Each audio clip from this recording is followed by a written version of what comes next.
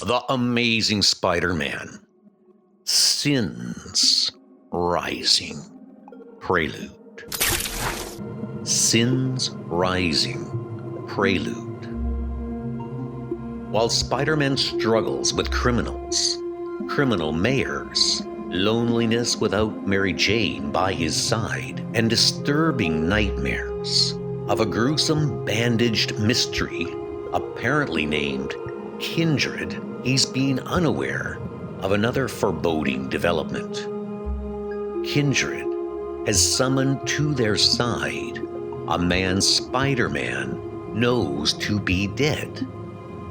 A man who since observed the criminal activities of several old familiar malefactors and might have brought down brutal retribution on some of them. In life, this man was sometimes called Stanley Carter, but he also had another name. My father and mother met in New York at the tail end of the swinging 60s. She was Upper West Side through and through. He was a country bumpkin, fresh off a greyhound from Missouri. It was love at first sight.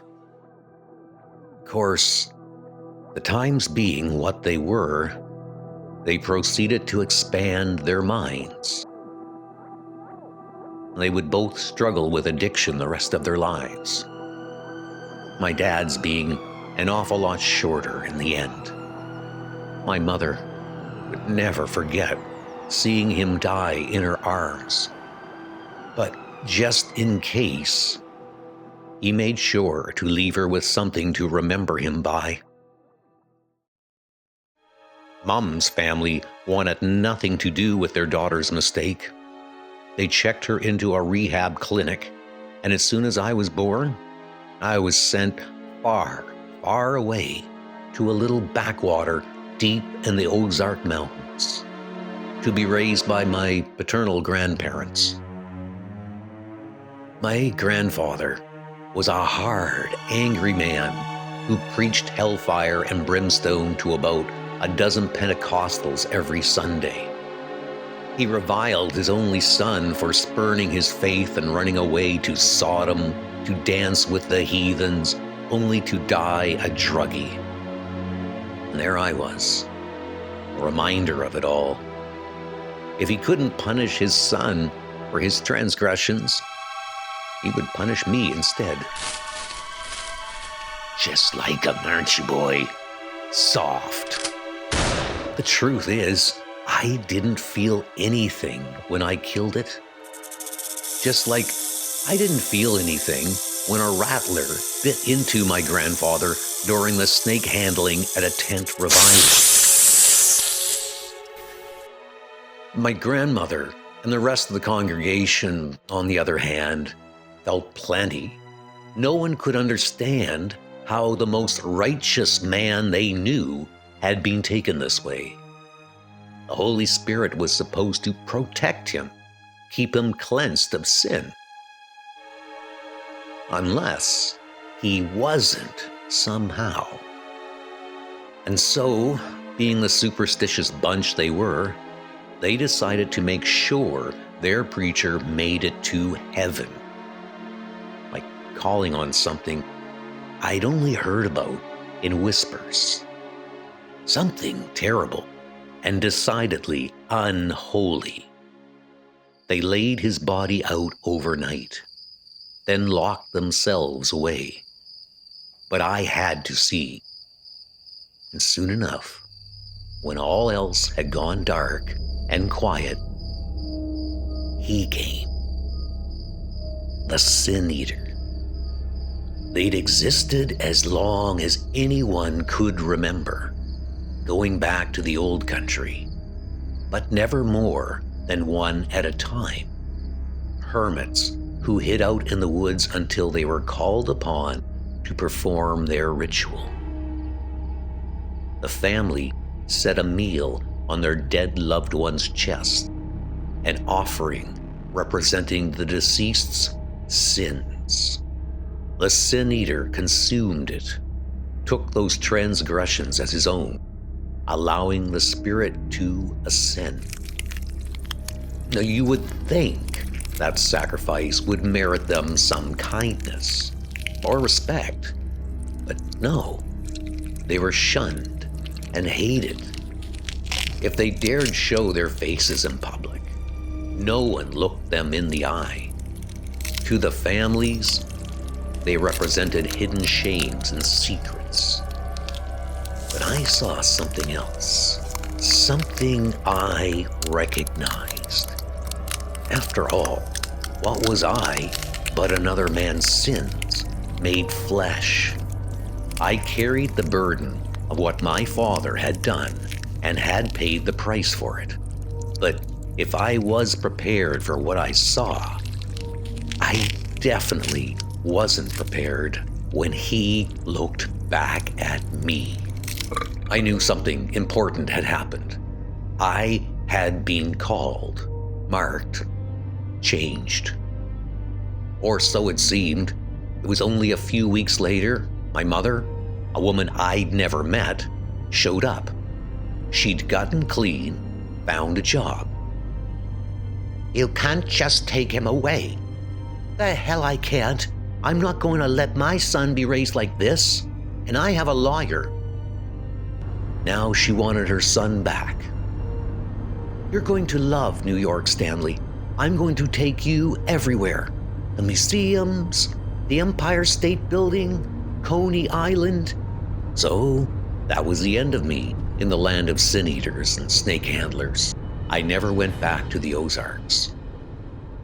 I never left. I grew up. I suppose it was my grandfather's voice in my head, calling me soft, that made me enlist with SHIELD. And after that went wrong, the police department, where I made detective, all of which led me here, to my partner's grave. Killed in the line of duty, the punks who did it still on the loose. He was a good man. "Detective Carter, do you have a moment? I just wanted to make sure you were okay." "I appreciate your concern, Father, but this isn't what I should be doing right now." "You mean there's something more important right now than laying your partner to rest and paying your respect?" "Yes. Getting him some justice." I understand. You know, when I was an altar boy, I took money from the collection. Not much, but my family, we didn't have means, and I was a kid. I wanted to live a little. I'd take it and I'd buy baseball cards and bubble gum. Not sure I follow. I never got caught, you see. As far as everyone else was concerned, I was the most devoted, trustworthy altar boy you could ask for. I knew exactly how to hide the guilt on my face. And I learned how to spot that same guilt in others. You don't need to torture yourself like this, Stan. It wasn't your fault. You're not the one who did this. And it's not what your friend would have wanted. Don't let this consume you. There is power in forgiveness. But right now, I don't have any power at all. I'm supposed to be on leave, personal time, to mourn. They're keeping me in the dark on everything. Won't even tell me who's working the case. For my own good, they say a lot of things. A word of caution, dear viewers. Tonight's story is a macabre one, and not easy to stomach. It's a tale of violence, delusion, and horror. At its heart, a serial killer who nearly brought New York to its knees. It begins with a young, bright-eyed policewoman who had worked her way up through the ranks to become a hard-nosed, tough-as-nails captain and an ally to the masked adventurer called Spider-Man. She seemed destined for great things until she was found brutally murdered in her own home, leaving a terrified city to ask, who killed Jean DeWolf?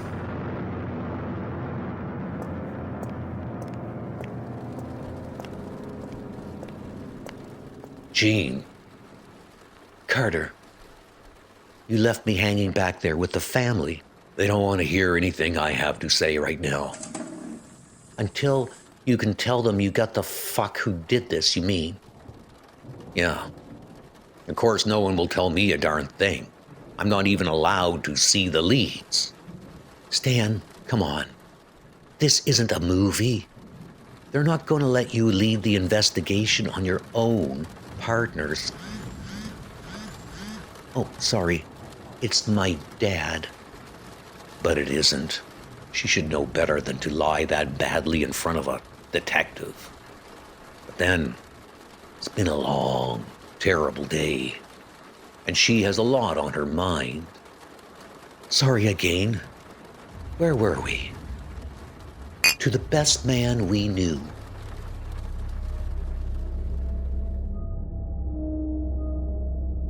So now I knew who the lead investigator was. Jean, why did you have to lie to me? But the good news is now I have everything I need to find out what really happened. Right at my fingertips. So they do have a suspect. A tip from an informant provides a name, but his records are sealed, which means I'll need a court order. NYPD, open up. What the hell is this? Who do you... Judge Rosenthal, good evening.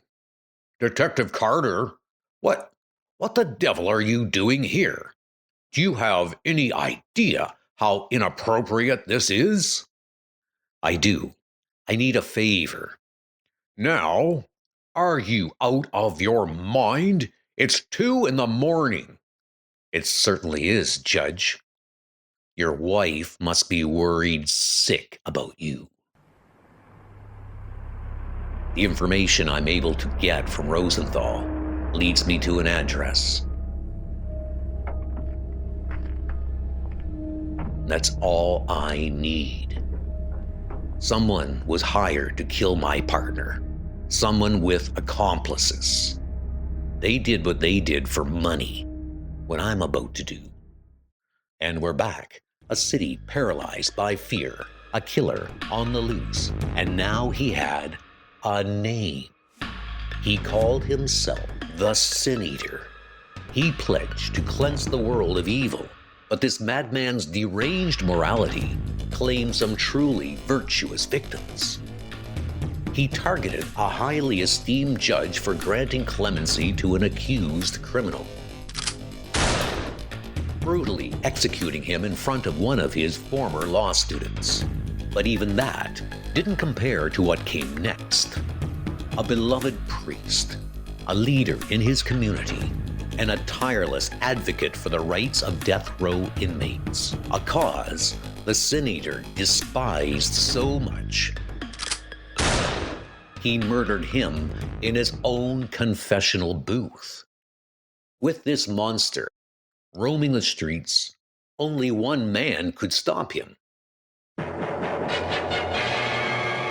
amazing Spider-Man.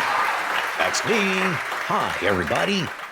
It was personal for Spider-Man after the attempted slaying of Daily Bugle reporter Betty Brandt.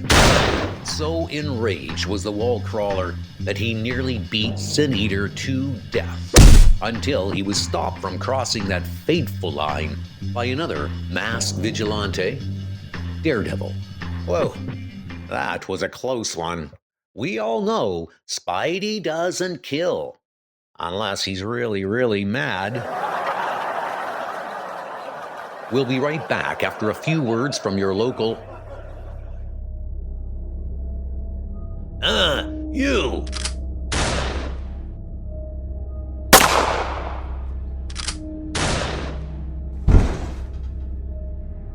It's you, isn't it? I've been waiting. From here, I can see everything. How it starts, and how it ends. I don't mind, really. He wasn't always the nicest guy, but he was family. I just want to know, why did you make me do it?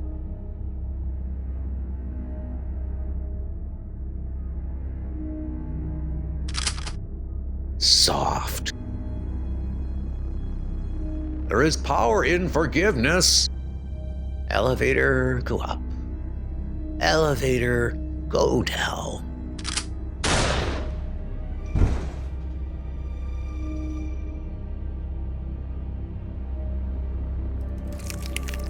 And there he is, folks. Let's give a warm round of applause for our guest tonight, Detective Stanley Carter.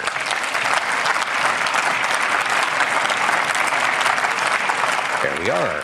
Have a seat. So, Stan, there's no good way to ask this, but what's it like being a mass murderer? You already asked me that. I've been here before. Well, you sure have. Plenty of times. But this time, you've got something extra special to show us, don't you? Do I? I understand. We have a clip. Will you want to set it up for the folks out there? It was me. I was the sin eater. I killed so many people. Gene, no. Oh my God. Spider-Man, Daredevil, they stopped me, brought me to justice. I was institutionalized. I thought I would die in there, but then one day, they let me go. They said they cured me, and it was true. For the most part, I was still hearing his voice, haunting me, hounding me, but I wanted so badly to be free of him, to try to make things right. For her, I was going to write a book, tell the world the truth of what happened, my confession. But then Spider-Man showed up. He didn't believe I meant it. He was still angry.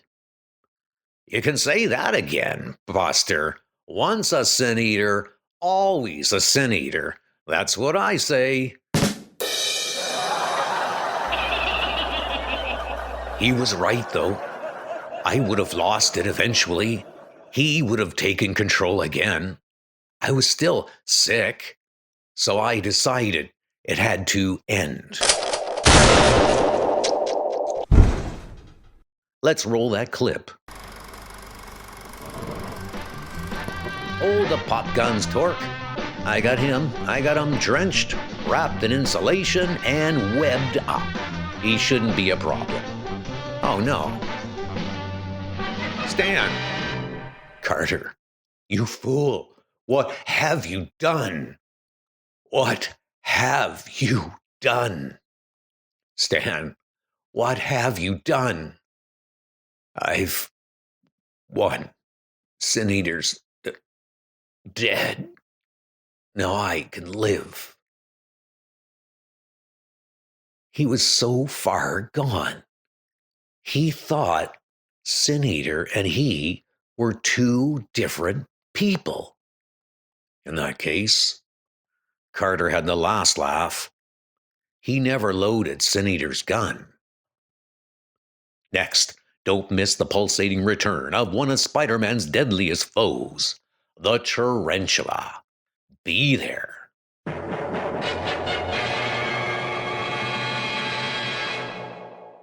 Wow. Wow. Stan, powerful stuff. And the best part is, it worked. I don't even mind it here very much. It's not so bad once you get used to the heat. Aww. I deserve this. All the people I hurt, what I did to them, I deserve to be punished, to suffer. But the truth is, I've never felt more free. That's very nice, Stan. Really is.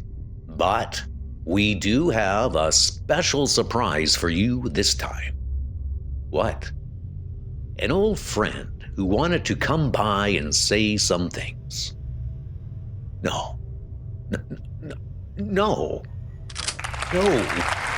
That's right. It's your old partner. Please don't hurt anyone. Oh, he won't. He won't even say a word. Not without you. I don't understand. I know. I've been waiting years for you to put it together, and you never do. Kinda disheartening, if I'm honest. You keep saying you deserve this, Stan, but you don't. You did everything you were supposed to. Confession, penance, absolution. You did everything to make it all right, to save your soul. Don't you see? Oh, God. You're not here being punished for your sins. You're being punished for theirs. Got a Ricky Henderson in that pack. Wanna see? Nobody's gonna know. She was just so beautiful, and she listened to me. No. Just a little lie to protect him. Oh God, Gene, no. They all lie, though, don't they? Said it was a delusion, an illness. But it wasn't. It was a gift to take the sins of man, to cleanse them, to carry the burden of their transgressions so that they can float upward, finally free. What a kindness, that sacrifice. You see now, you're not a monster. You didn't kill those people. You saved them. But what did the world do to you in return for this? They scorned you, locked you up, cursed your name, just like the sin eaters of old. Poor Detective Carter. That must have hurt quite badly.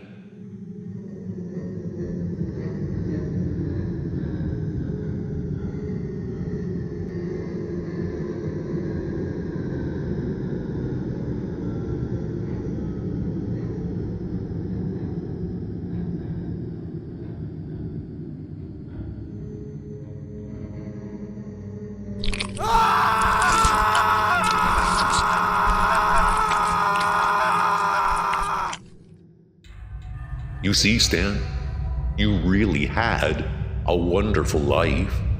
Don't you see what a mistake it would be to just throw it away? Not when I can help you fulfill your destiny, your calling. I can return you to the world that scorned you.